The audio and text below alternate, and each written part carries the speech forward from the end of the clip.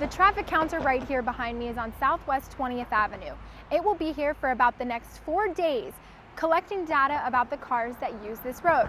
It will determine how many cars use this road, what speed they're going, and what type of vehicle it is. The county will use this data to make sure our roads are the safest that they can be.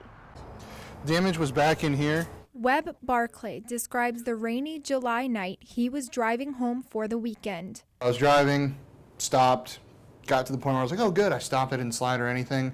Right when I thought of that, I got nailed from behind, about 35 miles an hour, I think is what the ticket said. His accident happened when he was stopped at a red light. They hit me so hard it flung me out into the intersection. But he says it could have been much worse. I was happier the way that maybe the lights were timed a little bit. Thank God no one was coming yet to have hit me on my driver's side or anything like that. Alachua County uses traffic counters to measure the amount of vehicles using similar intersections. Transportation Engineering Manager Brian Singleton says right now they're focusing on one intersection in our county to figure out if a traffic light is needed.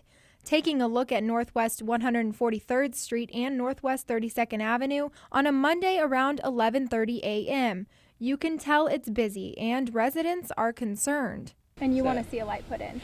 I think eventually we'll need one, yes. Yeah, there's too much traffic and there's accidents every week. Every single week there's an accident there. Singleton says they're working on it, but money is a problem. When we don't have staff or if we have a large workload, then annual counts tend to fall by the wayside because we have higher priorities. These counters cost about $1,200 a piece, but due to a lack of funding, the county cannot afford to replace any that are broken.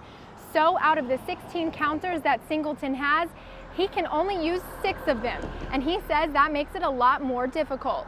Right now our counters are pretty old. I think they were purchased in 2000, so they're 13 years old, so they're getting past their useful life. Though he says this year is a better year because they are fully staffed and are able to do a more accurate annual count. Right now, they're looking at the speed limits on Southwest 20th Avenue, 53rd Avenue, and County Road 241 to make sure they are posted correctly. We just want to make sure when we do see actual speed of the road doesn't match the posted speed, we want to get that corrected because studies have shown that an improperly posted road has the potential for more crashes. Barclay says he can't blame his accident on anything except distracted driving.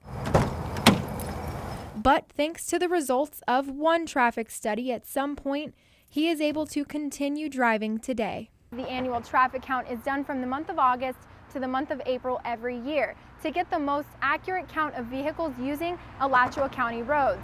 In Gainesville today, Casey Liening, WUFT News.